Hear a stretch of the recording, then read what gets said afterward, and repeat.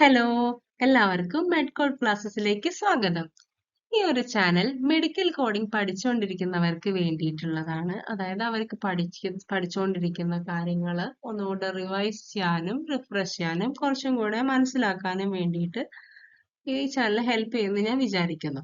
അപ്പം medical coding എന്താണെന്ന് ഉറപ്പായും ഈ വീഡിയോ കാണുന്നവർ മുന്നേ കണ്ടിട്ടുണ്ടായിരിക്കും, അല്ലാന്നുണ്ടെങ്കിൽ അത് പഠിക്കുന്നവരായിരിക്കും ഈ ഒരു ചാനൽ കാണാന്നുള്ളത് ഉറപ്പാണ്. അപ്പം ഈ ഒരു ചാനൽ മെയിൻ ആയിട്ട് നിങ്ങളുടെ പഠിക്കുന്ന സബ്ജക്റ്റിന്റെ ഓരോ ചാപ്റ്റർ വൈസ് ക്ലാസ്സസ് അപ്ലോഡ് ചെയ്യും. അപ്പം ഇന്ന് ജസ്റ്റ് ഒരു ഇൻട്രൊഡക്ഷൻ, മെഡിക്കൽ കോഡിങ്ങിന്റെ ജസ്റ്റ് ഇൻട്രൊഡക്ഷൻ മാത്രമാണ് പറയുന്നത്. റഫായിട്ട് നമ്മൾ പറഞ്ഞിട്ട് പോകും. അപ്പം വരും വീഡിയോസിൽ ഓരോ ചാപ്റ്റർ വൈസ്, ഓരോ സബ്ജക്ട് വൈസിന്റെ ചാപ്റ്റർ വൈസുള്ള ക്ലാസ്സസ് ആയിരിക്കും. അപ്പം വീഡിയോ ഇഷ്ടപ്പെടുകയാണെന്നുണ്ടെങ്കിൽ ലൈക്ക് ചെയ്യാനും ഷെയർ ചെയ്യാനും സബ്സ്ക്രൈബ് ചെയ്യാനും മറക്കരുത്. അപ്പോൾ what is medical coding? Medical coding എന്ന് വെച്ച് കഴിഞ്ഞാൽ നമ്മളുടെ ഹെൽത്ത് കെയറിൽ നമ്മൾ ഒരു അസുഖം കണ്ടുപിടിക്കുമ്പം അതിന്റെ ഡയഗ്നോസിസ്, അതിന്റെ പ്രൊസീജിയറിൽ നമ്മൾ അതിന്റെ എന്തൊക്കെ സർവീസസ് ചെയ്തു, എന്തൊക്കെ എക്യുപ്മെന്റ്സ് ഉപയോഗിച്ചു എന്ന സാധനങ്ങളുടെ കംപ്ലീറ്റ് ലിസ്റ്റിനെ ഒരു ആൽഫ ന്യൂമറിക് കോഡ്സ് ആക്കി മാറ്റുന്നതാണ് മെഡിക്കൽ കോഡിംഗ് എന്ന് പറഞ്ഞാൽ. അതായത് ആൽഫ ന്യൂമറിക് മീൻസ് ആൽഫബറ്റ്സും ന്യൂമറിക് നമ്പേഴ്സും കൂടെ ഉള്ള ഒരു കോഡാക്കിയിട്ട് മാറ്റിയെടുക്കും. ഇതാണ് നമ്മൾ മെഡിക്കൽ കോഡിംഗ് ജോബ് എന്ന് പറഞ്ഞാൽ. ഈ ഒരു മെഡിക്കൽ കോഡിംഗ് നമ്മൾ AAPCന്റെ അണ്ടറിലുള്ളതാണ് കേട്ടോ. ഇത് അതുപോലെ തന്നെ ഓസ്ട്രേലിയന്റെ അണ്ടറിൽ വരുന്നതൊക്കെ ഉണ്ട്. അപ്പം AAPC എന്ന് പറഞ്ഞു കഴിഞ്ഞാൽ അമേരിക്കൻ അക്കാഡമി ഓഫ് പ്രൊഫഷണൽ കോഡേഴ്സിനാണ്. അപ്പൊ അത് മെയിനായിട്ടും അമേരിക്കൻ ബേസ്ഡ് ആയിട്ടുള്ള ഒരു കോഡിങ്ങിനെ പറ്റിയിട്ടുള്ളതാണ് നമ്മൾ പഠിക്കുന്നത്. അപ്പം മെഡിക്കൽ കോഡിങ്ങിലെ സബ്ജക്റ്റിലേക്ക് നമുക്ക് കടക്കാം. എന്തൊക്കെ പഠിക്കാനുണ്ട്? നമുക്ക് മെയിൻ ആയിട്ടും അനാട്ടമി, ഫിസിയോളജി, പിന്നെ കുറച്ച് മെഡിക്കൽ ടെർമിനോളജീസ് പഠിക്കും. പിന്നെ മെയിൻ ആയിട്ട് നമുക്ക് ഉള്ള സബ്ജക്റ്റ്, അതായത് മെഡിക്കൽ കോഡിങ്ങിലെ മെയിൻ സബ്ജക്ട്സുകളാണ് ICD, CPT ആൻഡ് HCPCS. അപ്പം ഈ അനാട്ടമി ഫിസിയോളജിയും ഒരു സബ്ജക്റ്റ് ആയിട്ടാണ് നമ്മൾ ആക്ച്വലി പഠിക്കുന്നത്. ഇൻ ഡീറ്റെയിൽ ആയിട്ടൊന്നും പഠിക്കുന്നില്ല. നമ്മൾ ജസ്റ്റ് ബേസിക്സ് മാത്രമേ അനാട്ടമി ഫിസിയോളജിയിൽ പഠിക്കുന്നുള്ളൂ.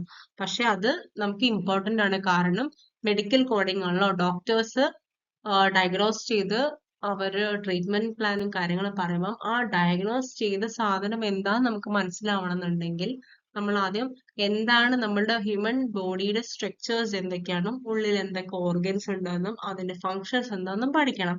അതുകൊണ്ടാണ് നമ്മൾ അനാട്ടമി ഫിസിയോളജി മസ്റ്റ് ആയിട്ടും പഠിക്കേണ്ടത്. ഇനി അടുത്ത സബ്ജക്റ്റ് ആണ് ICD.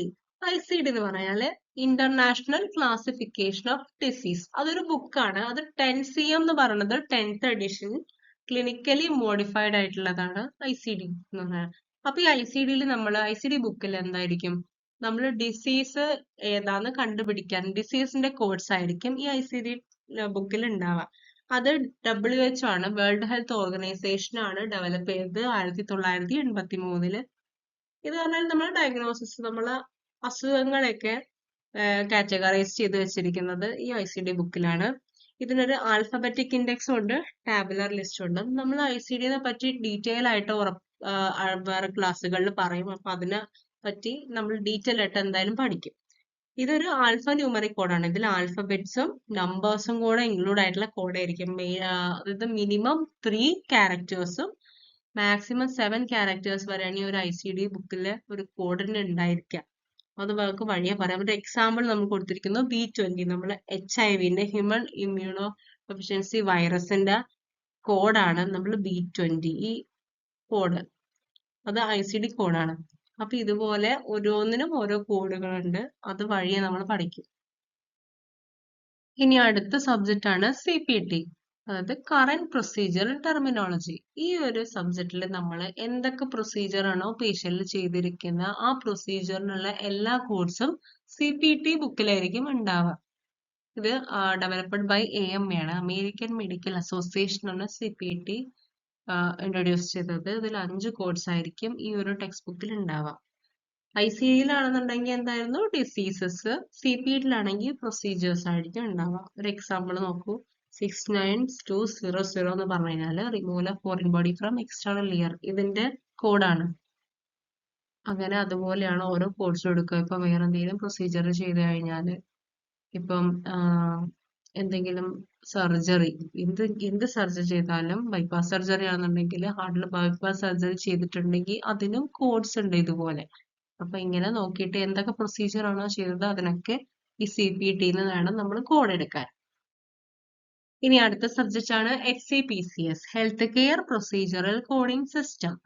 ഇതിൽ നമ്മൾ മെയിൻ ആയിട്ടും എന്താണ് പറയുന്നത് വെച്ചാൽ, നമ്മൾ എന്തൊക്കെ സർവീസസ് കൊടുത്തോ, അതായത് എന്തെങ്കിലും മെഡിക്കൽ സപ്ലൈസോ, മരുന്ന് കൊടുത്താലോ, മരുന്നിന് നമ്മൾ എന്തെങ്കിലും ഇപ്പൊ എക്സാമ്പിൾ ഹിയറിംഗ് എയ്ഡ്, നമ്മൾ കേൾവിക്കുറവുള്ളവർക്ക് നമ്മൾ കേൾക്കാൻ വേണ്ടിയിട്ട് നമ്മളൊരു ഡിവൈസ് വെച്ച് കൊടുക്കില്ലേ, അതിന്റെ അങ്ങനെ എന്തെങ്കിലും കൊടുത്തിട്ടുണ്ടെങ്കിൽ അതിന് കോഡ്സ് എടുക്കുന്നത് ഇതിന്നാണ്. അതുപോലെ ആംബുലൻസ് സർവീസ് കൊടുത്തിട്ടുണ്ടെങ്കിൽ, അങ്ങനെ ഒരു ഇഞ്ചക്ഷൻ കൊടുത്തിട്ടുണ്ടെങ്കിൽ ആ ഒരു സിറിഞ്ചിന് ഒരു കോഡ് ഉണ്ട്, അതിന്റെ കോഡൊക്കെ നമ്മൾ ഈ HCPCS എന്നാണ് എടുക്കുന്നത്. ഈ HCPS ഡെവലപ്പ് ചെയ്തിരിക്കുന്നത് മെയിൻ ആയിട്ടും ഇൻഷുറൻസ് പർപ്പസിന് വേണ്ടിയിട്ടാണ്. മെഡിക്കെയർ, മെഡിക്കെയ്ഡ് പോലുള്ള ഇൻഷുറൻസ് പർപ്പസിനൊക്കെ വേണ്ടിയിട്ടാണ് നമ്മൾ ഈ ഒരു HCPCS ആക്ച്വലി ഡെവലപ്പ് ചെയ്തിരിക്കുന്നത്. അപ്പൊ നമ്മൾ എന്തൊക്കെ യൂസ് ചെയ്തു അതിനൊക്കെ നമ്മൾ കോഡ് ചെയ്യണം. എന്നാലല്ലേ നമ്മൾ എന്തൊക്കെ ഉപയോഗിച്ചാൽ, ഇപ്പൊ ഇൻഷുറൻസ് കിട്ടാൻ വേണ്ടിയിട്ടാണല്ലോ നമ്മൾ ഈ ഒരു ക്ലെയിം ചെയ്യുന്നത്. അപ്പൊ അതിന് വേണ്ടിയിട്ട് നമ്മൾ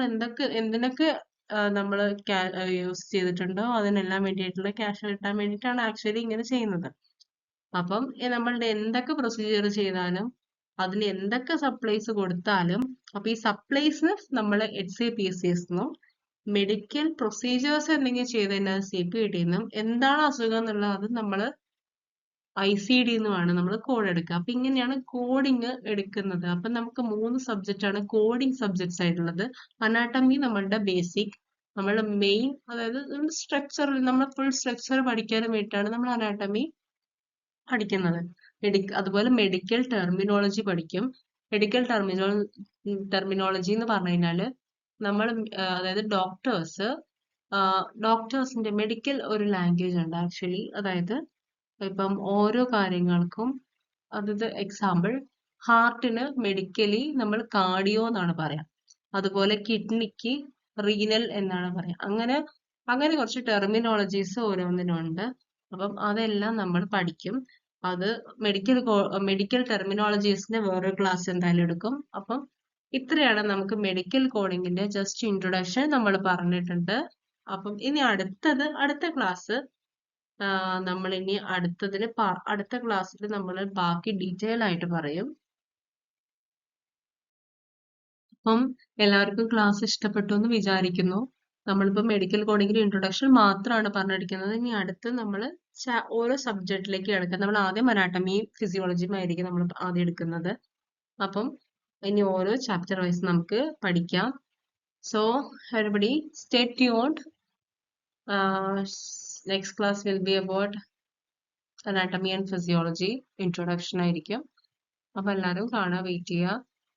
അപ്പം എല്ലാവർക്കും ഇഷ്ടപ്പെട്ടിട്ടുണ്ടെങ്കിൽ കമന്റ് ചെയ്യാം. നിങ്ങൾക്ക് എന്തെങ്കിലും പറയാനുണ്ടെങ്കിൽ എല്ലാം കമന്റ് ചെയ്യാം. എല്ലാത്തിനും റിപ്ലൈ തരാൻ മാക്സിമം ശ്രമിക്കാം. അപ്പം ഇനി അടുത്ത വീഡിയോയിൽ കാണാം. Okay, by.